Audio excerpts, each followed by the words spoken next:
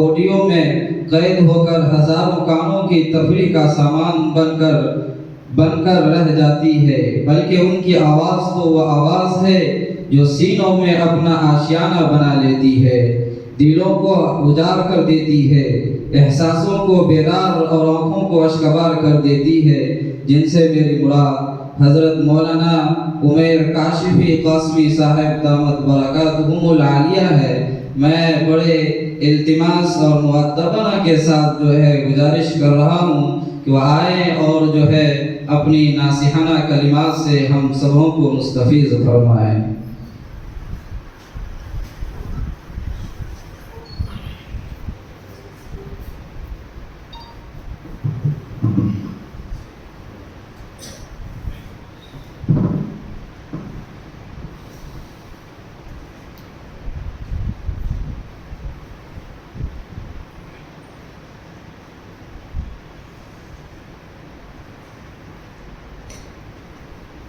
نحمده ونصلي على رسوله الكريم، أما بعد، فأعوذ بالله من الشيطان الرجيم، بسم الله الرحمن الرحيم، إنا نحن نزلنا عليك القرآن، إنا نحن نزلنا الذكر وإنا له لحافظون. وقال النبي صلى الله عليه وسلم: خيركم من تعلم القرآن وعلمه، أو كما قال عليه الصلاة والسلام. معزز علماء کرام، خصوصاً اس مدرسہ معہد القرآن کے بانی مبانی ناظم اعلیٰ علی امام صاحب حافظ قاری ثاقبی صاحب دامت برکاتہم و عمت فیوزہم کا میں بے انتہا ممنون اور مشکور ہوں کہ انہوں نے مجھے آج یہ موقع عنایت فرمایا کہ میں آپ حضرات کے سامنے کچھ گزارشات عرض کروں۔ ایسے مولانا صاحب دامت برکاتہم تقریباً جب سے یہاں مدرسے کی بنیاد ڈالی تب سے ہی مجھے آنے کی دعوت دیتے تھے، بلاتے رہے، لیکن مصروفیات کی وجہ سے بندہ نہیں آ سکا۔ تو مجھے افسوس ہے کہ پہلے ہی آ کر مدرسہ دیکھتا اور یہاں کے فضا سے مستفید ہوتا تو بہت اچھا تھا، لیکن پھر بھی ماشاءاللہ حضرت کے کل اچانک بلانے پر میں حاضر ہو گیا، تو لہٰذا حضرت کا بھی میں ممنون و مشکور ہوں۔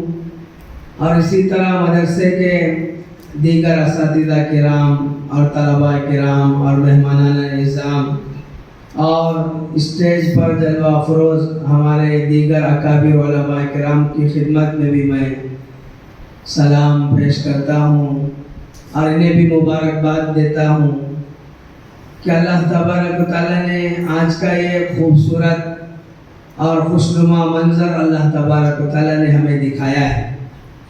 دراصل یہ ایک تقریب، یہ ایک جلسے کا انعقاد حافظ کیا نام ہے جو حافظ صاحب حافظ جنید صلی اللہ علیہ وسلم کی ہمت افزائی کے لیے، کی حوصلہ افزائی کے لیے اور انہیں تعریفات سے اور دیگر اعزازات سے نوازنے کے لیے یہ مجلس سجی ہے۔ ماشاءاللہ سن کر بڑی خوشی اور مسرت ہوئی کہ بہت کم عرصے میں انہوں نے ماشاءاللہ قرآن کریم حفظ کیا ہے۔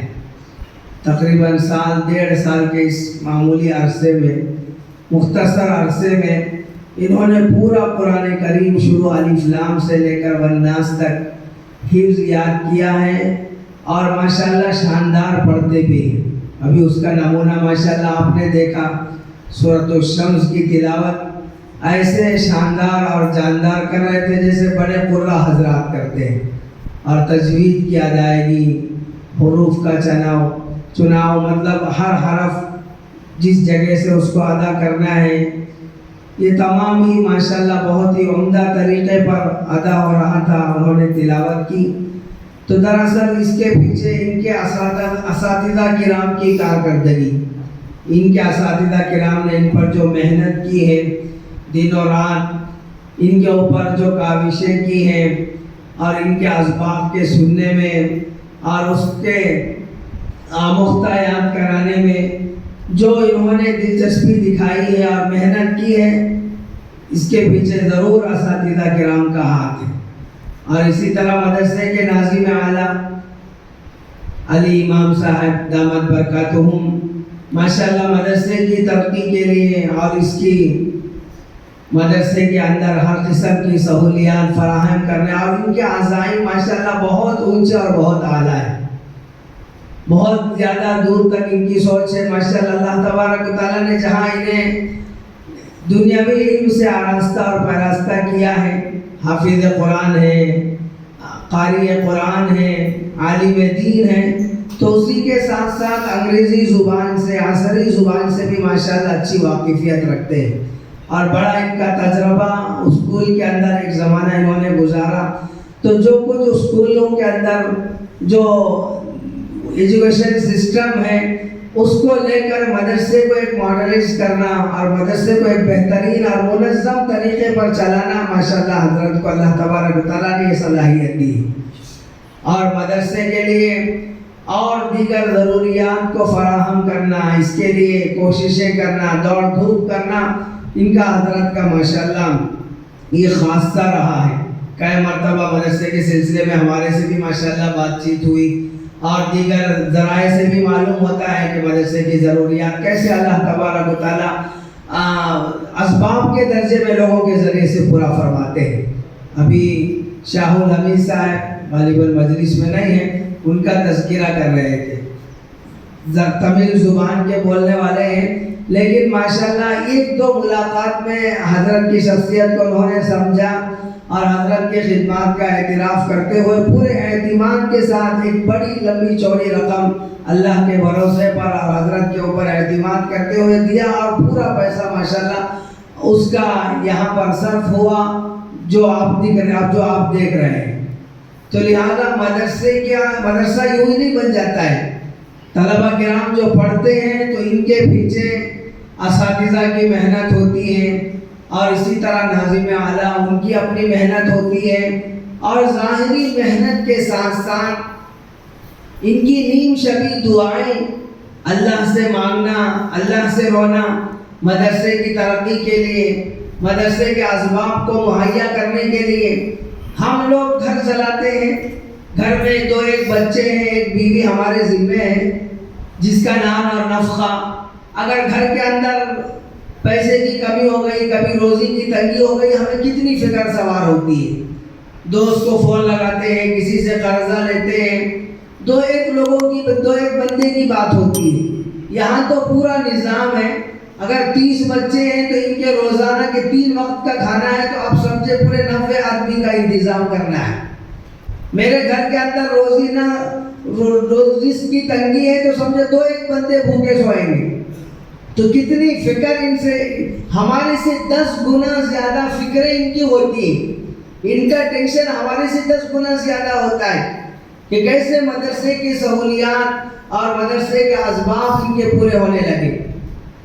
تو لہٰذا ماشاءاللہ مدرسہ اور یہاں کا سسٹم، اور اسی طرح طلبہ عزیز نے جو پروگرام پیش کیے، چاہے وہ قرات ہو اور اسی طرح نعت کے انداز میں، اور تقریر تو ماشاءاللہ طلبہ نے اتنی اچھی، شاندار اور جاندار اور جم کر پوری دلیری کے ساتھ، ہمت کے ساتھ ماشاءاللہ اپنی تقاریر پیش کی، پورے جوش اور جذبے کے ساتھ۔ اللہ کی ذات سے امید ہے کہ یہ مستقبل میں امت کے اندر اللہ تبارک و تعالیٰ ان سے کام اور زیادہ لیں گے، ورنہ ہم عام طور پر دیکھتے ہیں کہ اگر 4 بندوں کے بیچ میں کسی کو بولنا ہوتا ہے تو اس کے اندر کتنی پریشانی ہوتی ہے، کیسے وہ پریشان ہوتا ہے، جس کو اسٹیج فیئر کہتے ہیں، یعنی 4 بندوں کے سامنے بات کرنے میں آدمی کو تنگی محسوس ہوتی ہے۔ لیکن ماشاءاللہ یہ معصوم اور چھوٹے چھوٹے بچے جنہوں نے اتنے بہترین انداز میں پورے جوش اور ولولے کے ساتھ اور بالکل صاف اردو میں ماشاءاللہ اور اسی طرح انگریزی کے اندر انہوں نے اپنے بیانات پیش کیے. تو اس سے اندازہ ہوتا ہے کہ مدرسے کے اندر جہاں تعلیمی سرگرمیاں اپنے عروج پر ہیں، جس کے نتائج ماشاءاللہ سامنے آ رہے ہیں، ہر سال 4-5 حفاظ، تو ابھی لاک ڈاؤن سے شاید میرا اندازہ ہے کہ ان 4-5 سالوں میں تقریباً 18-20-25 حفاظ تو تیار ہو چکے ہوں گے. اور اس میں خاص کر اس طالب علم کا حافظ جنید سلمہ کا ماشاءاللہ ان کے بارے میں کارگزاری سنی کہ بہت کم وقت میں انہوں نے قرآن کریم مکمل کیا ہے. قرآن کریم کا یاد کرنا یہ کوئی معمولی بات نہیں ہے. قرآن کریم کو یاد رکھنا، اس کو سنانا، اس کو پڑھنا، نمازوں کے اندر اس کو اللہ کے سامنے محراب میں اس کو پیش کرنا یہ کوئی معمولی چیز نہیں ہے. میں خود 2-3 دینی کاموں سے سرگرمیوں سے میرا واسطہ ہے. کہیں الحمدللہ بیانات کے لیے چلے جاتے ہیں، کہیں دعوت و تبلیغ میں وقت لگ جاتا ہے، کہیں اسکول کے پروگرام ہیں، بچوں کو پڑھانا ہوتا ہے، مکتب میں پڑھانا ہوتا ہے. لیکن میں سب سے زیادہ میرے لیے مشکل اور کٹھن کام یہ ہے کہ محراب میں کھڑے ہو کر قرآن سنانا. یہ کوئی معمولی بات نہیں ہے، آسان نہیں ہے کہ اللہ تبارک و تعالیٰ کا کلام محراب میں سنایا جائے. محراب جو عربی لفظ ہے، آپ اس کو دیکھیں، اس کو محراب کیوں کہتے ہیں؟ حرب کہتے ہیں عربی میں جنگ کو، لڑائی جھگڑا ہوتا ہے نا، اس کو عربی میں حرب کہتے ہیں، اسی سے یہ محراب ہے. تو یہ جو محراب جو آج کی شکل میں آپ کے سامنے بنا ہوا ہے، تو اب وہاں کوئی امام حافظ قرآن سناتا ہے تو گویا اس کو ایک جنگی میدان سے گویا اس کا ایک واسطہ ہوتا ہے. شیطانی حملے اس کے اوپر ہوتے ہیں، وساوس اس کے اوپر آتے ہیں، خیالات ادھر ادھر ہوتے ہیں، کبھی لوگوں کا ٹینشن ہوتا ہے، کبھی متولی کا پریشر ہوتا ہے، کبھی نماز جلدی ختم کرو، کبھی وقت پہ ختم کرو، بہت ساری پریشانیوں سے انہیں دوچار ہو کر وہاں پر اللہ کا کلام انہیں سنانا پڑتا ہے. تو اس کے لیے کہتے ہیں کہ محراب. تو اب اللہ الحمدللہ یہ حفاظ کرام تیار ہوئے ہیں، تو یہ آگے چلیں گے انشاءاللہ قرآن کریم سنائیں، تراویح میں تو قرآن کریم سنائیں گے، اور اسی طرح 5 وقتہ نمازوں کی جماعت کرائیں گے. کتنے سارے ہوں گے، کوئی کسی مسجد کا امام بنے گا، کسی چھوٹی مسجد کا ہو کہ بڑی مسجد کا. اللہ نے کیا شان کیا مقام ان لوگوں کا ان حفاظ کا عطا فرماتے ہیں. جب تک یہ تکبیر نہ کہے کسی کی نماز شروع نہیں ہوگی، جب تک یہ سلام نہ پھیرے کسی کی نماز ختم نہیں ہوگی. یہ اعزاز اللہ نے کس لیے عطا فرمایا؟ یہ اعزاز اللہ پاک نے قرآن کریم کی برکت سے انہیں عطا فرمایا ہے. اسی کو نبی علیہ الصلوۃ والسلام نے ایک حدیث کے اندر فرمایا، ان اللہ یرفع بهذا الكتاب اقواما ويضع به آخرین. حضرت عمر رضی اللہ عنہ کا قول ہے کہ اللہ تبارک و تعالیٰ اس کلام پاک کی برکت سے، اس قرآن مجید کی برکت سے چند لوگوں کا مقام اونچا کرتے ہیں، ان کا مقام بلند کرتے ہیں، اور کچھ لوگوں کو اللہ پاک اسی کتاب کی وجہ سے ذلیل اور خوار کر دیتے ہیں. اس کا مطلب تو ظاہر ہے، علماء کرام بیان فرماتے ہیں کہ جو اس قرآن کو سینے سے لگاتا ہے، اس کو اپنے سینے میں محفوظ کرتا ہے، جو اس کو اپنے دل دماغ میں بٹھاتا ہے، جو اس کی تعلیمات پر عمل کرتا ہے، جو اس کے احکامات پر عمل پیرا ہوتا ہے، اس کے حلال کو حلال اور اس کے حرام کو حرام جان کر زندگی گزارتا ہے، اللہ پاک اس کو عزت کی چوٹیوں میں اللہ پاک اس کو فائز فرماتے ہیں. حضرت عمر رضی اللہ عنہ نے ایک مرتبہ اپنے گورنر سے پوچھا کہ فلاں جگہ کا حاکم تم نے کس کو بنایا؟ انہوں نے فرمایا کہ ہم نے نافع کو بنایا. حضرت عمر نے فرمایا وہ تو غلام تھا، غلام کو تم نے حاکم کیوں بنا دیا؟ تو انہوں نے گورنر نے کہا کہ حضرت وہ حافظ قرآن تھا، وہ قاری قرآن تھا، وہ قرآن کا پڑھنے والا تھا، وہ عامل قرآن تھا، وہ حامل قرآن تھا. حضرت عمر رضی اللہ عنہ اس موقع پر یہ بات فرمائی، ان اللہ یرفع بهذا الكتاب اقواما. اگرچہ غلام تھا، اگرچہ لوگوں کی بکریاں چراتا تھا، لیکن اللہ نے اس کلام پاک کی بدولت آج اس کو کتنا اونچا مقام عطا فرمایا. تو لہذا محترم بزرگ اور دوستوں، یہ بچے گاؤں دیہات کے اپنے مقام سے ماں باپ کو چھوڑ کر آئے ہیں تو ان پر کتنا ان کے اوپر رشک آتا ہے. اسی لیے نبی علیہ السلام نے فرمایا لا حسد الا فی الاسنین، حسد جائز نہیں ہے، اسلام میں اس کی ممانعت ہے. اگر حسد کر سکتے ہیں، رشک کر سکتے ہیں، اگر انہیں رشک کی نگاہ سے دیکھنا چاہیں تو صرف دو ہی لوگوں کو دیکھا جا سکتا ہے. یہ وہ جسے اللہ نے قرآن کی دولت سے نوازا ہو، اس نے قرآن پڑھا ہو، اس پر عمل پیرا ہو، تو ایسے بچوں کو رشک کی نگاہ سے دیکھیں. کاش ہمارے بچے بھی اس طرح حافظ قرآن ہوتے، کاش ہمارے بچے بھی اس طرح قرآن کے عالم ہوتے، دین کے عالم ہوتے. حرص، لالچ، طمع اور خواہش تینی چیزوں پر کرنی چاہیے. اسی لیے فرمایا یا تو خود حافظ بنو، خود حافظ بنو، اللہ کا کلام کو اپنے سینے میں محفوظ کرنے کی کوشش کرو. اگر نہیں کر سکے تو اپنے بچوں میں سے، اپنے بیٹوں میں سے، نوازوں میں سے، پوتوں میں سے کسی ایک کو اپنے خاندان میں سے حافظ قرآن بنا دو. اس کا فائدہ کیا ہوگا؟ اس کا بڑا فائدہ یہ ہوگا کہ قیامت کے ہول لگی اور قیامت کے اس قسمہ پرسی کے عالم میں اللہ پاک حافظ قرآن کو یہ اعزاز دے گا کہ تو اپنے خاندان میں سے 70 افراد کو، 70 افراد جن کے بارے میں جہنم واجب ہو چکی ہے، جن کا جہنم میں جانا طے ہو چکا ہے، ایسے 70 افراد کو، ابن ماجہ کی روایت کے مطابق 70 افراد کو اس حافظ قرآن سے کہا جائے گا کہ اپنے رشتہ داروں میں سے چنو، چھانٹو ایک کو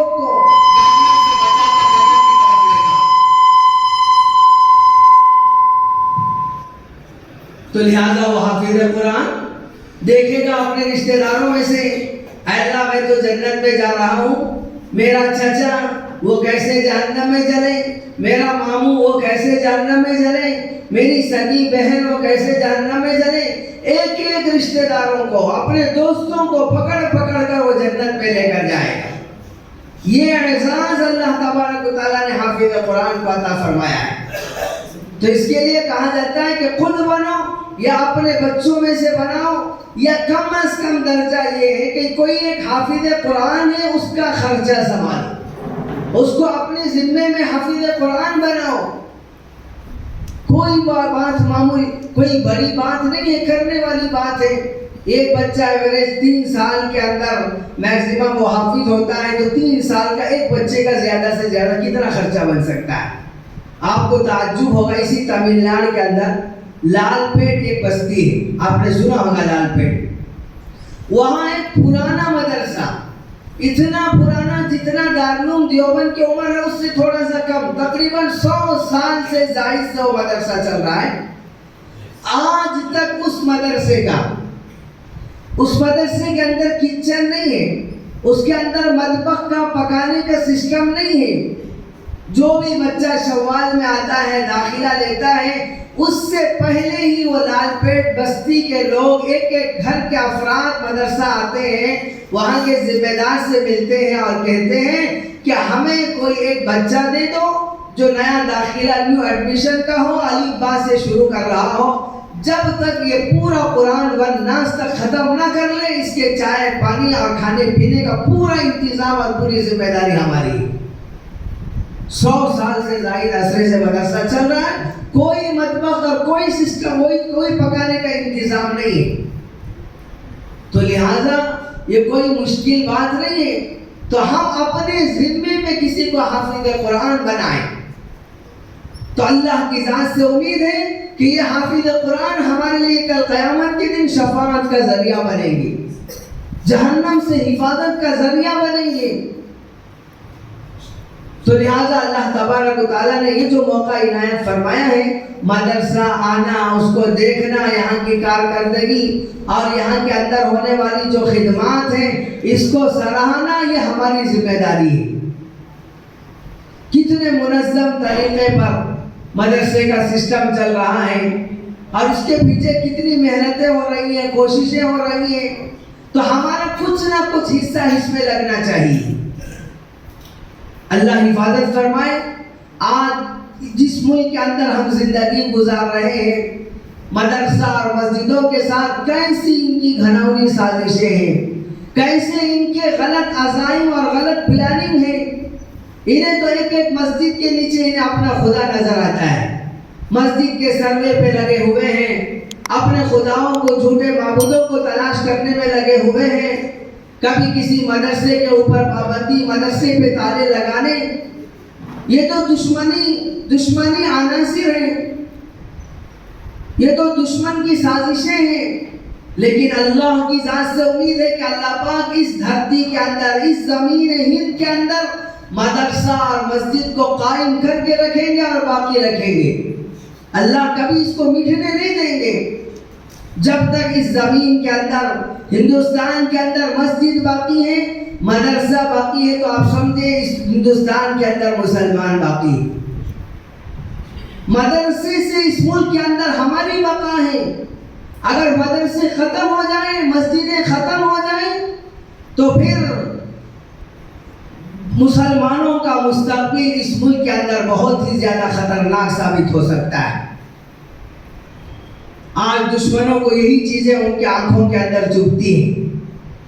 4 نیم ان کے لیے بہت ہی خطرناک. ایک مسجد, ایک مدرسہ, ایک مولوی, اور اسی طرح جو لوگ ملا کہتے ہیں, مولوی ملا.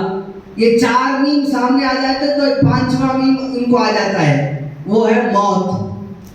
مدرسہ دیکھتے ہیں, مسجد دیکھتے ہیں تو گویا ان کی موت آ جاتی ہے. یہ تو دشمنوں کی سازشیں ہیں ہمارے ساتھ, ان کے ناپاک عزائم ہیں.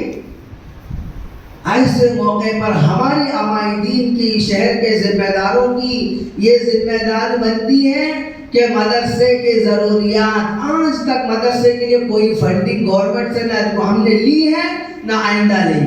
جتنے ضروریات, جو کچھ مدرسے کا نظام چلتا ہے شروع زمانے سے لے کر, چاہے بڑا مدرسہ ہو کہ چھوٹا مدرسہ ہو, تمام کا تمام اہل خیر حضرات کی, ان کی توجہات کی وجہ سے اور ان کی نوازشوں کی وجہ سے مدرسے چلتے ہیں. تو لہذا سب سے پہلے ہم مدرسے کی ضرورت اور اہمیت کو سمجھیں. مدرسہ گویا ہمارے معاشرے کے لیے ریڑھ کی ہڈی کی طرح ہے. مدرسہ باقی ہے تو دین باقی ہے. آپ دیکھیں جتنی عبادات ہم مسجد کے اندر ادا کرتے ہیں, وہ عبادات آپ کو مدرسے میں سکھائی جاتی ہیں. مسجد میں امام نماز پڑھاتا ہے تو امام حافظ قرآن مدرسے میں بنتا ہے, وہ امام امامت کے مسائل مدرسے میں سیکھتا ہے. مسجد میں آپ اعتکاف کرتے ہیں تو اعتکاف کے مسائل آپ کو مدرسے میں سکھائے جاتے ہیں. آپ اپنے مال کی زکوٰۃ ادا کرتے ہیں, وہ زکوٰۃ کے مسائل مدرسوں میں سکھائے جاتے ہیں. جتنی چیزیں عبادت کی قبیل سے ہیں, عبادت کی لائن سے ہیں, وہ تمام کی تمام چیزیں مدرسوں میں سکھائی جاتی ہیں, مدرسے میں پڑھائی جاتی ہیں. تو پھر آپ سمجھیں کتنی بڑی ضرورت ہے مدرسے کی ہمارے لیے. آج خود مسلمان مدرسے کی ضرورت کو نہیں سمجھے. مدرسہ باقی ہے تو ہمارے لیے دین باقی ہے. تو مدرسے کے اندر ہمارا حصہ لگے کسی نہ کسی درجے کے اندر. یہ نہیں کہ بھئی سال میں ایک مرتبہ ہم نے اپنی زکوٰۃ کا حساب لگایا, کچھ پیسے ادھر کچھ پیسے ادھر دے دیے, بلکہ روزانہ کی روٹین یا منتھلی, کیونکہ روزانہ کے اپنے خرچ ہیں مدرسوں کے اندر, تو اس حساب سے آدمی کوشش کرے. مولانا اشرف علی تھانوی رحمۃ اللہ علیہ ہمارے اکابرین میں بڑے بزرگ گزرے ہیں. وہ ایک مرتبہ میرٹھ گئے. میرٹھ کے ایک جلسے میں انہوں نے لوگوں کو, وہاں کے سیٹ تھے, ذمہ دار تھے, نیتا تھے, ان سے مدرسے کی ضرورت اور اہمیت کو سمجھایا اور بتایا. اور آخر میں انہوں نے کہا, دیکھو اگر تم لوگ مدرسوں کی مدد نہ کریں, مدرسوں کو چلانے کے لیے آگے نہ آئیں, تو ہم میں کا کوئی کرانے کی دکان رکھ لے گا, کوئی چاول بیچے گا, کوئی دال بیچے گا, ہم تو اپنا گھر کیسے بھی چلا لیں گے. لیکن آگے 40-50 سال کے بعد آپ کو جنازہ پڑھانے والا کوئی نہیں ملے گا, آپ کا نکاح پڑھانے والا کوئی نہیں ملے گا, آپ کے مسجد کے لیے امام نہیں ملے گا, آپ کے مکتب کے لیے کوئی استاد نہیں ملے گا. ہم اپنے پیٹ کے لیے, اپنے گھر کے لیے سوال نہیں کرتے ہیں. ہم تو کیسے بھی اپنا گھر چلا لیں گے, بازار میں دکان لگا لیں گے, لیکن یاد رکھو مدرسہ ختم ہو گیا تو پھر تمہارے جنازے بغیر نماز کے دفن ہونے لگیں گے. تو لہذا مدرسے کے آپ دیکھیں جتنے کام علماء کرام، حالانکہ علماء کرام کو قوم کا رہبر مختار پیشوا مان کر اپنی پوری زندگی ان کے مطابق ہمیں گزارنی ہے، لیکن لے دے کر 3 کام عام طور پر اب علماء کے ذمہ سمجھے جاتے ہیں۔ 3 کام، ایک ہے مسجد کی امامت، دوسرا ہے نکاح پڑھانا، تیسرا جنازہ پڑھانا۔ اب یہ 3 کاموں کے اندر آپ دیکھیں شروع زمانے سے لے کر کہیں 3 کاموں کے اندر کوئی ڈیمانڈ رہی یا یہ کہ کہیں اس کے اندر آپ کو کمی محسوس ہوئی؟ امام جماعت کھڑی ہونے سے پہلے وہاں محراب میں حاضر، وقت سے پہلے مؤذن اپنی جگہ پر حاضر، جنازے سے پہلے امام حاضر، نکاح کی مجلس میں نوشہ دولہا تیار ہو کے آتا ہے، اس سے 1-8 گھنٹہ پہلے امام صاحب دفتر لے کر وہاں بیٹھے ہوئے ہوتے ہیں۔ 3 کام آپ نے سمجھا کہ بھئی یہ لوگ یہ ان کی ذمہ داری ہے، لیکن ان 3 کاموں کے اندر آپ نے کہیں کوئی کمی بتائی ہو؟ آپ کو ایسی مسجد تو ملے گی جو رمضان کے اندر ایسی مسجدیں تو ہوں گی جہاں ایک سے زیادہ حافظ ہوتے ہوں، لیکن ایسی جگہ ایسا نہیں ہوگا کہ بھئی کوئی ایک مسجد حافظ سے خالی ہو، وہاں حافظ نہیں ملا، وہاں مولوی نہیں ملا، وہاں امام نہیں ملا، بلکہ ایک مسجد کے اندر 2-2 3-3 حافظ ہوتے ہیں، تراویح پڑھانے والے ہوتے ہیں۔ یہ تمام کہاں سے نکلتے ہیں؟ کہاں کی پوزیشن ہے؟ یہ تو مدرسے کی پیداوار ہے، مدرسہ آپ کو دے رہا ہے، تو لہٰذا مدرسے کی اہمیت اور اس کی ضرورت کو سمجھیں۔ اور اسی طرح ماشاءاللہ اس مجلس کے اندر ان بچوں کے ذمہ دار بھی ہوں گے، اور خصوصاً بچے بھی ہیں ماشاءاللہ جو بن ٹھن کر ماشاءاللہ آپ حضرات کے سامنے یہاں پر بیٹھے ہوئے ہیں۔ تو ان بچوں سے بھی ایک گزارش یہ ہے کہ جس طرح حافظ جنید صلی اللہ علیہ وسلم نے پوری کوشش، محنت اور لگن کے ساتھ بہت کم مدت کے اندر انہوں نے اپنا پورا قرآن حفظ کیا، یہ اور بچوں کے لیے بھی ایک کیا کہتے ہیں موٹیویشن، یہ دوسرے بچوں کے لیے بھی ایک جذبے کا ذریعہ بنے، اور بچے بھی کوشش کریں، اس بات کی ہمت کریں کہ ہمیں بھی ان چیزوں کے اندر تقابل کرنا ہے، ان چیزوں کے اندر ہمیں مقابلہ دکھانا ہے۔ وَفِي ذَلِكَ فَلْيَتَنَافَسِ الْمُتَنَافِسُونَ، تنافس، آگے بڑھنا اگر کسی چیز میں ہے تو اس چیز کے اندر آپ دکھائیں۔ 2-3 باتیں میں اپنے بچوں سے کر اپنی بات کو ختم کر لیتا ہوں۔ سب سے پہلے یہ ہے کہ تم تہ دل سے، دل کی گہرائیوں کی، دل کی اتان گہرائیوں کے ساتھ اللہ کا شکر ادا کریں۔ اس گئے گزرے زمانے کے اندر جہاں قحط سالی ہے، جہاں رزق کی روزی کی تنگی ہے، ماں باپ کتنا پریشان زندگی گزارتے ہیں، اگر آپ کے ماں باپ چاہتے تو آپ کو کسی میکینک کی دکان میں آپ کو داخلہ میکینک کی دکان میں جما سکتے تھے، سائیکل ریپیئر کریں، موٹر ریپیئر کریں، یا یہ کہ کسی چائے کی دکان میں بھی آپ کو رکھ کر 100-200 روپے کما کر وہ اپنا پیٹ بھر سکتے تھے، لیکن انہوں نے قدر کی آپ کی زندگی کی۔ انہوں نے دیکھا کہ ہم چاہے بھوکے پیاسے رہ جائیں گے، لیکن میرا بچہ حافظ قرآن پڑھے گا تو دنیا میں بھی اللہ میری عزت کو اونچا کریں گے، اور قیامت کے دن اللہ ہمیں ایسے تاج سے سرفراز کریں گے جس کی روشنی سورج کی روشنی سے بھی زیادہ ہوگی۔ ماں باپ کی عظمت کو سمجھیں کہ ان ماں باپ نے تمہارے لیے اپنے دل پر پتھر رکھ کر انہوں نے مدرسہ بھیجا ہے، 100-1000 کلومیٹر دور سے بچے آئے ہوئے ہیں۔ کیا ان کا دل نہیں کرتا ہوگا کہ اپنے ماں باپ کو دیکھیں؟ کیا ان کے ماں باپ کا دل نہ کرتا ہوگا کہ وہ اپنے بچوں کو دیکھیں؟ سالوں گزر جاتے ہیں، کچھ بچے اتنے غریب بھی ہوتے ہیں ان کے پاس بقرعید کی چھٹی میں ٹکٹ کے پیسے نہیں ہوتے ہیں، اور بچے اپنا سوٹ کیس بیگ تیار کر کے نکلتے ہیں، یہ چپکے سے تکیے میں اپنا سر چھپا کے رونے لگتے ہیں، آنسو بہاتے ہیں، کاش میرے ابا بھی پیسے بھیجتے تو میں بھی آج اپنے گھر چلا جاتا۔ یہ زمانہ ہمارے ساتھ گزرا ہے، ہم نے یہ زمانہ یہ دن اور رات گزار کے آئے ہیں مدرسے سے، ایسے ایسے غریب بچے بھی ہوتے ہیں۔ تو اب یہ ماں باپ کا، اللہ ماں باپ کا شکر ادا کریں کہ ان ماں باپ نے تمہارے لیے مدرسے کی تعلیم کا ایک بہترین انتظام فرمایا۔ اللہ کا شکر ادا کریں، ماں باپ کا شکر ادا کریں، محنت کے ساتھ، شوق کے ساتھ، لگن کے ساتھ اور پوری دلچسپی کے ساتھ، استاد کے ڈر اور ڈنڈے سے نہیں، بلکہ خود اپنا شوق ہو، اپنے دلچسپی کے ساتھ کہ بھائی مجھے پڑھنا ہے، مجھے حافظ قرآن بننا ہے، مجھے عالم قرآن بننا ہے، مجھے قوم کا پیشوا اور مقتدی بننا ہے، ایک ٹارگیٹ بنا کر ایک مقصد کو سامنے رکھ کر انشاءاللہ آپ اپنے اوقات کو گزاریں گے تو اس کے ذریعے سے آپ کے یہ جو مدرسے کے اوقات ہیں قیمتی بنے گے. مدرسے کے اوقات کو غنیمت سمجھ کر پھر یہ موقع ہاتھ نہیں آتا ہے. اور اسی طرح صرف اپنی محنت اور کوشش پر بھروسہ نہ ہو بلکہ اللہ سے مانگا جائے.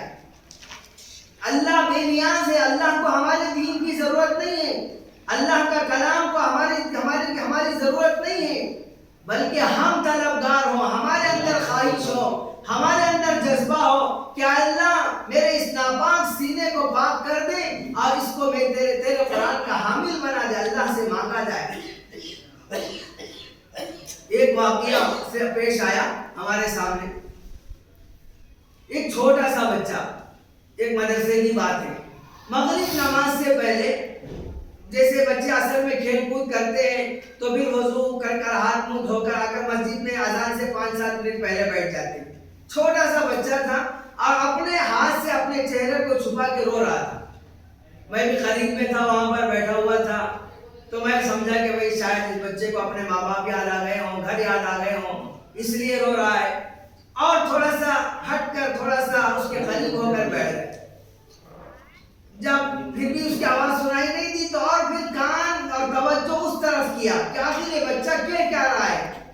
تو وہ بچہ اپنے چہرے سے اپنے ہاتھوں کو چھپا کر اور آنسو چہرے پر برابر گر رہے ہیں اور بار بار اللہ سے کہہ رہا ہے کہ اللہ مجھے حافظ قرآن بنا دے، اللہ مجھے حافظ قرآن بنا دے، اللہ میرے ماں باپ نے مجھے حفظ کرنے کے لیے بھیجا ہے، میرا ذہن کمزور ہے، مجھے قرآن یاد نہیں ہوتا ہے، میرا پارا مجھے یاد نہیں ہوتا ہے، لیکن میرے مولا میں تیرے سے نا امید نہ. وہ چھوٹا سا بچہ اللہ سے گڑ گڑا رہا ہے، اللہ سے فریاد کر رہا ہے. آپ بتائیں کہ اللہ کو اس معصوم بچے کے اوپر کتنا ترس آئے. ایک طرف ہم اپنے بچوں کی خواہشات بھی دیکھیں، ہمارے بچوں کے خواہشات کیا ہیں، ان کے دن و رات کیسے گزرتے ہیں. تو لہذا اللہ سے مانگا جائے.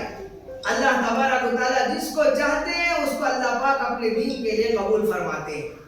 اور اسی طرح اساتذہ کرام کی جو محنتیں ہیں یہ بھی قابل رشک ہیں، کوئی معمولی بات نہیں ہے. ہمارے سے گھر میں 1-2 بچے سنبھالے نہیں جاتے. میں مسجد میں امام ہوں، تجربہ ہے. لوگ آگے بولتے ہیں حضرت کوئی ایسی دعا پڑھو تعویذ دو، بچہ اتنی شرارت کرتا ہے ناک میں دم آ جاتا ہے. پہلے بچے کے لیے اللہ سے مانگا کرتے تھے، لیکن اب بچے کے لیے کیا کر رہے ہیں، آگے حضرت سے دعا پڑھوا رہے ہیں کہ حضرت اس طرح سے. 1-2 بچے سنبھالے نہیں جاتے. اساتذہ کرام ماشاءاللہ یہ اتنے سارے بچوں کو رکھتے ہیں، ان کی نگرانی کرتے ہیں، ان کی صحت کا خیال رکھتے ہیں، پڑھائی کا خیال رکھتے ہیں. تو یہ اساتذہ کرام بھی کیا ہے، بہت ہی زیادہ مبارکباد ہے. تو لہٰذا آج کے اس مجلس کے اندر سب سے پہلے تو میں حضرت کا بھی ممنون اور مشکور ہوں کہ انہوں نے ہمیں موقع عنایت فرمایا، اور اسی طرح دیگر حضرات بھی ماشاءاللہ حاضر ہیں. اور خصوصی طور پر حافظ جنید صلی اللہ علیہ وسلم کو میں دل کی گہرائیوں سے مبارکباد دیتا ہوں. ان سے بھی درخواست ہے کہ اپنے قرآن کو باقی رکھیں اور آئندہ کے جو مراحل ہیں، عالمیت ہے، اللہ پاک کے تمام مراحل ان کے لیے آسان فرمائیں. اللہ تبارک تعالیٰ مدرسے کو دن دگنی اللہ تبارک تعالیٰ ترقیات سے نوازے اور اس کی ضروریات کا اللہ تبارک تعالیٰ اپنے خزانہ غیب سے تکفل فرمائے. آمین. وآخر دعوانا الحمدللہ.